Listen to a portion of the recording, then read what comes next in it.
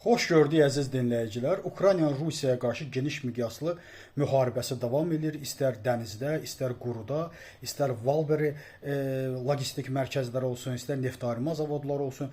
Bütün bunlarla bərabər həm də bilirsiniz bu yaxınlarda İrandan Xəzər vasitəsilə Rusiyaya gedən gəmilərə də zərbə endirilib və İranın gəmiləri Xəzər dənizində batırılıb və bu günləri İran da öz notasını verir, hərə bir etirazını bildirir. Amma nəzərə almaq lazımdır ki, bu günləri həm də Ukrayna geniş miqyaslı şəkildə onu göstərib ki, biz İranın da istənilən yerlərini vura bilərik. Xatırlayırsınızsa, İran Xamneyinin dəfnində hər bir ölkə üçün müəyyən ayələrlə mesaj verirdi. İbrahim surəsi ilə və yaxud da ki, Ali İmran surəsi ilə mesaj verirdi. Biz də bildirirdik ki, əlbəttə o mesajlar, o Quran ayələri əlbəttə sizin özünüzə aiddir.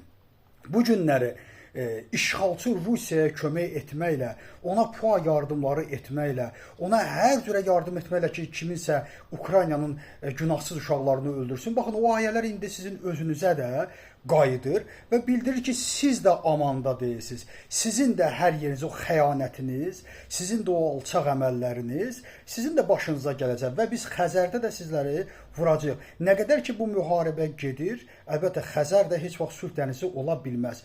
Doğrudur, bu sülh dənizindən çıxmağı ilə ilk dəfə Rusiya həyata keçirdi. Bu günləri Xəzər dənizi sülh, dostluq dənizi kimi qeyd edilə bilər. Amma ilk dəfə də bu dənizdən müharibə xarakterli istifadəni də Rusiya edir. Bilirsiniz ki, Rusiya Xəzər dənizindən istər Suriyaya olsun, istərsə də Ukrayna olsun, neçə dəfə atəş açıb. Yəni bu mənada Xəzər dənizi də heç vaxtı necə də sülh dənizi ola bilməz, təəssüflər olsun. Biz istəyərdik ki, bu dəniz də sülh dənizi olsun. Burada ikinci bir mesaj da əlbəttə Amerika üçün də bir ikinci mesaj var. Amerika üçün də mesaj ondan ibarətdir ki, yəni Amerika ilə də bir müsbət bir mesajdır. Biz İranın gəmilərində vuracaq, hər şeyində vuracaq. Yəni heç bir halda logistik mərkəz kimi bu xətt istifadə edilə bilməz. Ukrayna Rusiyaya yardım edən hər bir ölkəni vurmaqda legitim hədəfdir, legitim hədəfə malikdir o hədəflər və doğru da edir. İkinci isə bilirsiniz, Tokayevin məhz Putinlə görüşüdür ki, birinci dəfə ki, açıq surətdə bildirdi ki,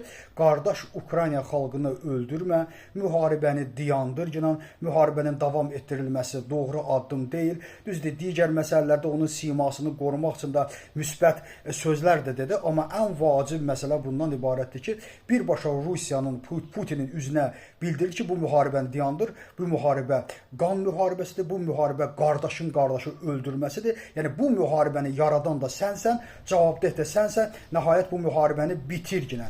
Yəni bu da Putinin bitməsi, bu da Putinin artıq müttəfiqləri tərəfindən də, ona loyal yanaşanlar tərəfindən də bir növ etirazı kimi qiymətləndirilməlidir. Təşəkkür ederim.